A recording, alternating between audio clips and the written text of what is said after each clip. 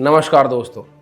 किसान आंदोलन ये इतना कॉमन हो गया है कि सुनने में ऐसा लगता है जैसे इन लोगों का डेली का काम है। सड़क रोक देंगे, आम आदमी के जीवन में समस्याएं आएंगी, कहीं बाहर आ जा नहीं पाएंगे, फिर गोदी मीडिया इसे खालिस्तानी सपोर्ट बताएगी और एंटी नेशनल्स को भी किसानों के नाम पे इक्वली ट्रीट किया जाएगा। पर ऐसा बिल्कुल नहीं। वेस्ट यूपी में एक जिला पड़ता है जिसका नाम है गौतम बुद्ध नगर। ये मुद्दा वहाँ के किसानों का है जो कि काफ़ी लंबे समय से अपनी मांगों को लेकर Noida authority, greater Noida authority और यमुना अथॉरिटी के बाहर कई सालों से आंदोलन कर रही है। कई सारे संगठन, कई सारी पॉलिटिकल पार्टीज ने इसको समर्थन दिया हुआ है। देना तो बीजेपी को लीडर्स को भी चाहिए था, पर खैर छोड़ो। इसमें नोटेबल लीडर्स हैं सुखबीर खलीफा, पवन खटाना, विकास जतन प्रधान, मोहित नागर और रुपेश वर्मा। ये वो लोग और लीडर्स हैं जिन्होंने काफ़ी लंबे समय से अपने लोगों की, किसानों की लड़ाई लड़ते आ रहे हैं। इनकी कोई ज़्यादा बड़ी डिमांड्स नहीं है, बस वो इसलिए पूरी नहीं हो रही क्योंकि अथॉरिटी के जो अधिकारी हैं वो करप्टेड हैं और बाबा की पुलिस उनका सहयोग करती है, उन्हें सिक्योरिटी देती है। और पुलिस के बारे में तो बात करना ही गुनाह है। अगर आदित्य सिंह बिष्ट उर्फ योगी को किसी ने कुछ कह दिया तो समझो सीधा जेल जाना पड़ेगा। जिन पुलिस ऑफिसर्स को लोगों की समस्याएं सुननी चाहिए थी, उनकी सहायता करनी चाहिए, वो अब अत्याचार करने को उतर आए। लोगों पर झूठे मुकदमे लगाना, लोगों के परिवारों को परेशान करना। अगर गौतम बुद्ध नगर की पुलिस की स्थिति देखी जाए तो ये यही चाहते हैं कि सरकार के खिलाफ, उनकी नीतियों के खिलाफ कोई आवाज़ ही ना उठाए। हाल ही में एक मामला हुआ, गौतम बुद्ध नगर छात्र सभा अध्यक्ष समाजवादी पार्टी मोहित नागर ने किसानों की मांग ना माने जाने के विरोध में आदित्य सिंह बिष्ट उर्फ योगी की अर्थी अथॉरिटी गेट नंबर 1 पर निकाली। उसका अंतिम संस्कार भी कर दिया।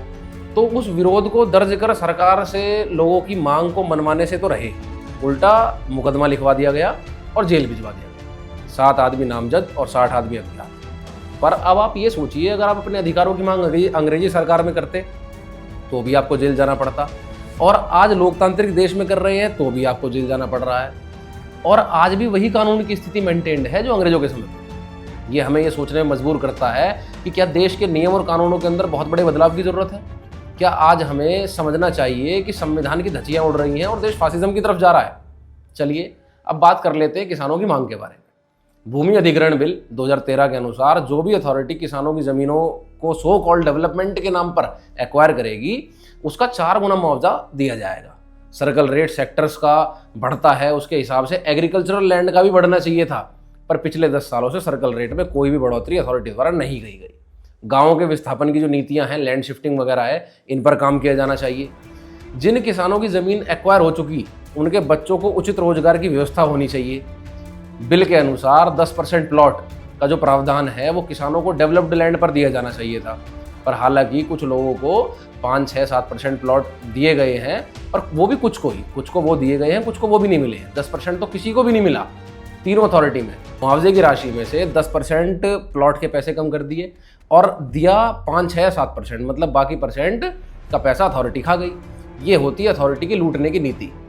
अब अपनी इन्हीं सब मांगों को लेकर 2 तारीख को दिल्ली कूच का फैसला लिया गया सभी संयुक्त किसान मोर्चा द्वारा, और अब तक प्रशासन ने इनकी एक भी बात नहीं मानी। लेकिन दिल्ली कूच करते ही अचानक से प्रशासन को याद आया कि अरे यार, आम जनता परेशान हो जाएगी, दिक्कत हो जाएगी, दिल्ली कूच करना गलत है। मतलब किसानों को दिक्कत हो तो दिक्कत नहीं है, पर अगर जनता को परेशानी हुई तो वो एक बहुत बड़ी दिक्कत है। किसान एंटी नेशनल है। इस दौरान प्रशासन ने किसानों से बात करके उन्हें दिल्ली कूच करते समय उनसे 7 दिन का समय मांगा कि भाई हमें 7 दिन का समय दो, 7 दिन में आपकी प्रॉब्लम्स का हम कुछ ना कुछ निपटारा कर देंगे। और किसानों को दिल्ली में घुसने से पहले ही दलित प्रेरणा स्थल पर रोक दिया। किसानों ने सोचा कि भाई चलो ठीक है, 7 दिन में कुछ बदलाव आ जाए, हो सकता है भाई कुछ ना कुछ चीज़ ठीक हो जाए। पर उन बेचारों को कहाँ पता था कि तो प्रशासन की चाल है। रात को जैसे ही किसानों ने डेरा डाला, पुलिस एक्शन में आ गई। धीरे धीरे सुबह तक बहुत सारी फोर्स बुला ली गई। सुबह के समय पुलिस ने किसानों को जबरदस्ती बलपूर्वक वहाँ से हटा दिया, भगा दिया, और करीब 123 लोगों को जेल भेज दिया गया। पुलिस के इस रवैये को देखकर सभी गांवों की जनता में रोष है और चर्चा का विषय बन चुका है।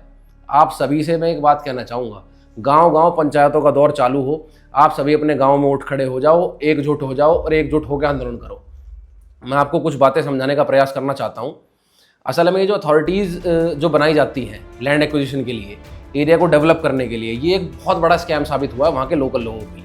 जब ज़मीन एक्वायर करने के लिए, नए शहर बसाने के लिए बात होती है तो ये आप लोगों को बड़े और झूठे सपने दिखाते हैं। आपके एरिया को बेहतर बनाएंगे, आपके बच्चों को रोज़गार मिलेगा, इंडस्ट्रीज़ आएंगी, आपके बच्चों को अच्छी स्कूलिंग फैसिलिटीज़ मिलेंगी, आपके एरिया का नाम होगा, आपकी ज़मीनों के रेट बढ़ेंगे, वगैरह वगैरह ढेर सारी बातें और दुनिया भर के झूठ। इस गौतम बुद्ध नगर की लोकल को अगर कुछ मिला तो बस दुख और धोखा है। जिन कंपनियों को यहाँ लगाकर अथॉरिटीज़ ने कहा था कि यहाँ रोजगार मिलेगा, उन कंपनियों में लोकल लोगों की एंट्री ही नहीं है। वो कंपनी कह देती है कि हम लोकल लोगों को लेंगे ही नहीं। अगर नाम के पीछे नागर भाटी है तो फिर तो भूल ही जाओ। मतलब इंडस्ट्री आप लोगों को ग्रेटर नोएडा में लगानी है, रोजगार आप दोगे 200 किलोमीटर दूर के आदमी को। तो भैया ऐसा है, इस थिएटर को बंद करो, इन कंपनियों को बंद करो और 200 किलोमीटर दूर वहीं ले जाओ जहाँ का आदमी आपको रोजगार के लिए चाहिए। रोजगार के लिए धरने भी हुए, लीडर्स को समस्या पता भी है, बताई भी जाती है। नेता आते हैं और आकर फिर बड़े भोले स्वभाव में पूछते हैं कि भाई क्या हुआ, क्यों परेशान हो। भाई तेजपाल नागर विधायक है दादरी से, आज तक इसने जनता का एक काम नहीं कर पाया। ऐसे नेताओं को चुनने का हमारा क्या फ़ायदा। मैं पूछना चाहता हूँ, अंधे हो, जनता का दुख दिखाई नहीं देता, या बहरे हो, बेरोजगार बच्चों का रोना सुनाई नहीं देता। ये हो चुके हैं भैया बेशरम। कितना ही इनका विरोध कर लो, लोकल लोगों की आवाज़ से इनको कोई फ़र्क ही नहीं पड़ता। क्योंकि मान के चलिए एक सोसाइटी या टावर में वोट्स है 5 या 10 हज़ार और वहीं लोकल के किसी गांव में वोट है 2000, तो आपकी वोट से इनको फर्क ही नहीं पड़ता। आपसे इनको क्या लेने देना, आपसे इनको कुछ बेनिफिट ही नहीं है। इसी दिन के लिए अथॉरिटी ने ये शहर बसाया था कि यहाँ के किसानों की पावर खत्म की जा सके, बाहर के लोगों को लाके यहाँ बसाया जा सके, यहाँ की राजनीति समाप्त हो जाए। In democracy it's all the game of heads. राजनीति में सारा खेल जनसंख्या का ही तो है भाई, जिसकी जनसंख्या उसके वोट्स और नेता भी उसी का। कभी कभी सोच के लगता है कि भाई कितना अच्छा एरिया था हमारा, ढेर सारे गाँव, खेत खलियान, पेट भर अनाज, अच्छा पीने का पानी, कोई पॉल्यूशन नहीं। आजकल कोई ग्रेटर नोएडा बाहर की जनता आती है तो वो सिर्फ ये जानती है alpha delta gamma zeta beta eta, इसके अलावा उन्हें क्या पता है ग्रेटर नोएडा क्या था क्या नहीं। यूपी के रेवेन्यू का सबसे बड़ा हिस्सा गौतम बुद्ध नगर से जाता है, पर फिर भी यहाँ के मूल निवासियों के लिए सरकार कुछ नहीं करती। इन किसानों की ज़मीन कौड़ियों के दाम हड़प कर पूंजीपतियों को 10 गुना रेट पर बेचकर अथॉरिटी, अधिकारी और सरकारों ने खूब पैसा कमाया। जिस सरकारी अधिकारी की तनख्वाह सिर्फ गुजर बसर करने लायक है ऐसी महंगाई में, उन सरकारी अधिकारियों के भी इन सेक्टरों के अंदर में प्लॉट है, जहां पर कि प्लॉट एक किसान नहीं ले सकता, क्योंकि यहाँ का सर्कल रेट तो ये बढ़ाते रहते हैं ना। अभी एक गोदी मीडिया की मैं बाइट देख रहा था, आप लोग भी देखिए। नहीं, मांगे भी नहीं मालूम है आपको? नहीं अभी नहीं पता। अच्छा, कौन से पार्टी से हो? अच्छा बता यार, हाँ? कौन सी पार्टी से हो? हम रबूपरा से हैं यार। नहीं, पार्टी पूछ रही, मतलब किसी तो किसी इसमें हो गए ना, किसी यूनिट में हो गए आप। हाँ, किसान यूनियन। इसमें ये न्यूज़ एंकर कहते हैं और लिखते भी हैं, ये रिप्रेजेंट ये करना चाहते हैं कि भाई सरकार की कोई गलती नहीं है, ये तो किसान ही अनपढ़ है, इनको अपने अधिकारों का ही नहीं पता, ये तो ऐसी राजनीति वाला मामला है, ये आ रहे जा रहे हैं। आंदोलन क्यों कर रहे हैं भैया आंदोलन? अरे पागलों, अगर पूछना है तो योगी और मोदी के मुंह पर माइक लगा के पूछो कि तुमने किसानों के लिए क्या किया, क्या हालत कर दी तुमने इस देश और प्रदेश की। पर वहाँ तो सरकार है भैया, तो चैनल बंद होने का डर है, नौकरी चले जाने का डर है। मीडिया की सारी जुबान ही नॉर्मल और अनपढ़ आदमी के सामने चलती है, उसके अलावा मीडिया किसी को कुछ कहती नहीं। और बहुत सारे बाहर के लोग हैं जो उल्टे सीधे कमेंट कर रहे हैं। भैया तुम लोग यहाँ के किराएदार हो, तुम्हें नहीं पता कि यहाँ क्या मुद्दे हैं, ये लोग आंदोलन क्यों कर रहे हैं, ये भाई यहाँ के बाशिंदे हैं।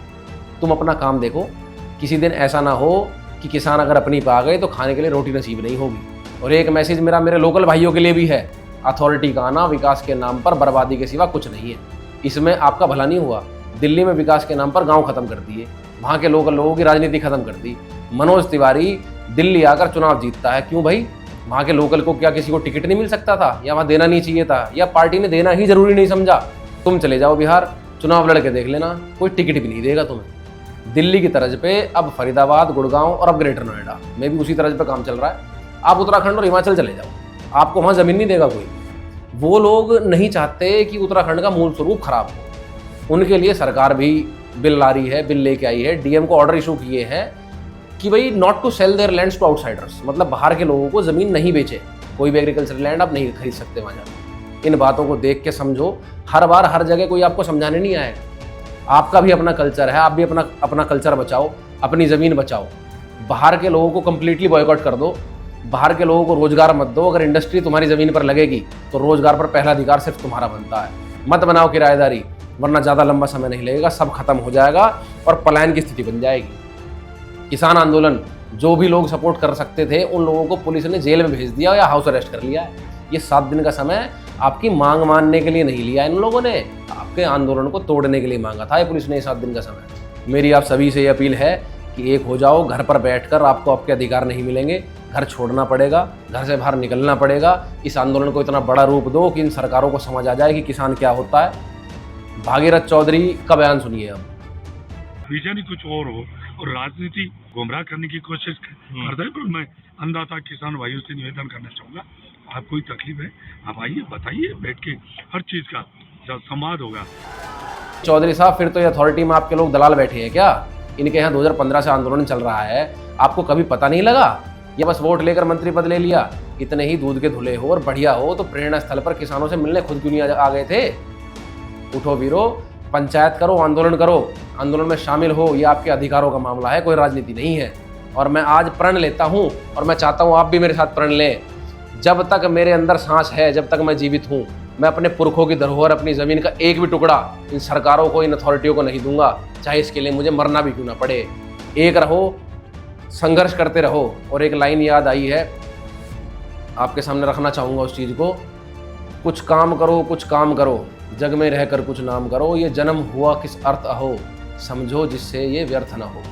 कुछ तो उपयुक्त करो तन को, न रहो न निराश करो मन को, इसे पढ़ो, मनन करो, विचार करो, आगे बढ़ो और आने वाली पीढ़ी के लिए भी तुम कुछ काम करो। और चाहे कोई नेता, प्रधानमंत्री, कोई डीएम, सीएम तुम्हारी सुने या ना सुने, हमारा राम, हमारा कृष्ण सब देख रहा है, उसके घर देर है, अंधेर नहीं है। तुम डरना मत, तुम झुकना मत, पूरे पश्चिम यूपी का किसान तुम्हारे साथ है। डट कर मैदान में लड़ो। जय जवान, जय किसान।